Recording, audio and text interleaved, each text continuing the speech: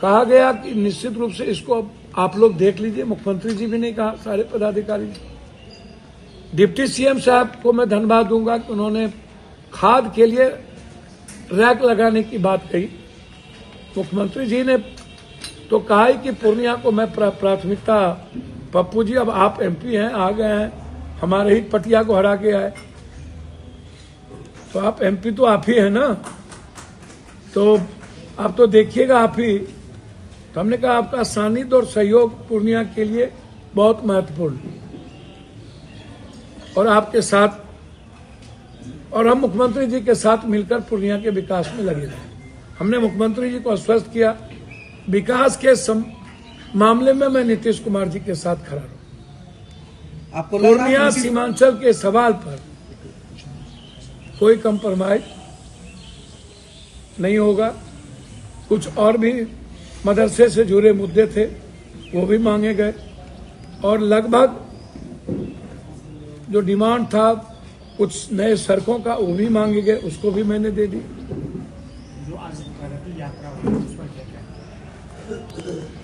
देखिए, यात्रा तो न्याय यात्रा से शुरू हुई, प्रगति यात्रा चल रही। मैंने जल नल योजना की, मैंने 3 योजना की जांच की मांग की, ओडीएफ, जल नल योजना और आरयू और चल रहा है मीडिया में, क्या है वो मामला? अरे भैया, कोई मतलब भी नहीं है। वो 4 महीना पहले, 3 महीना पहले कुछ चिट्ठी मुख्यमंत्री जी को लिखे थे, वो कोई लेना देना ही नहीं। सूरज बाहर में जाए, मारने मरने वाला अब कौन था? मेरा एक राइट हैंड वो डेथ कर गया, आपको हम जिंदा रहने थोड़ी आए।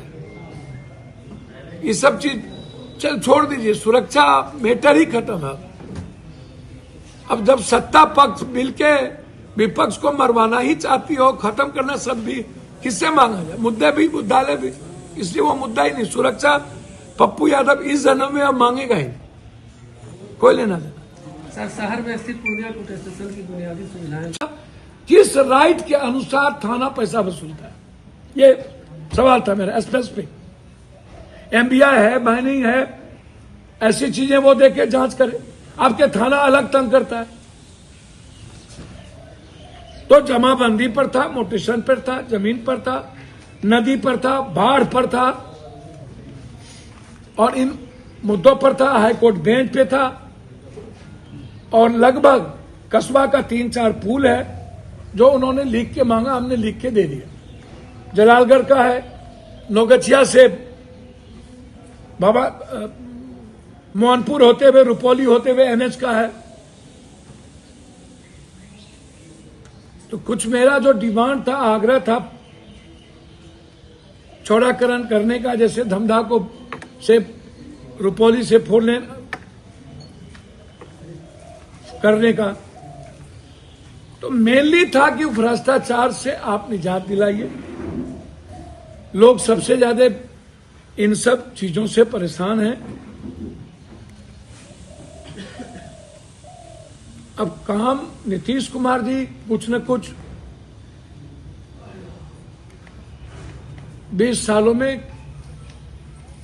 करने का प्रयास करते रहे हैं, काम करते रहे सतत। कोई भी आएगा फिर सतत काम होगा। लेकिन यूनिवर्सिटी एग्रीकल्चर, हाईकोर्ट बेंच के लिए चीफ जस्टिस ऑफ बिहार और गवर्नर साहब की दोनों की चिट्ठी मैंने मुख्यमंत्री जी को दे दी कि दोनों की सहमति आ चुकी है, बस माननीय मुख्यमंत्री जी की सहमति हो।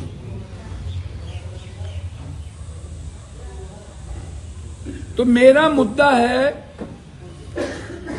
कंप्लीट रूप से, जिस तरीके से आम आदमी परेशान है, एमबीआई से, माइनिंग से, डीटीओ से, जीएसटी से, व्यापारी परेशान है। जीएसटी का मुद्दा मैंने उठाया।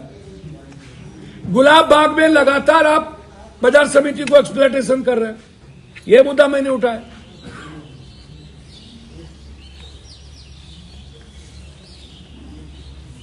तो पूर्णिया को सतत नंबर 1 कैसे किया जाए, यह सबसे बड़ा इंपॉर्टेंट मुद्दा है।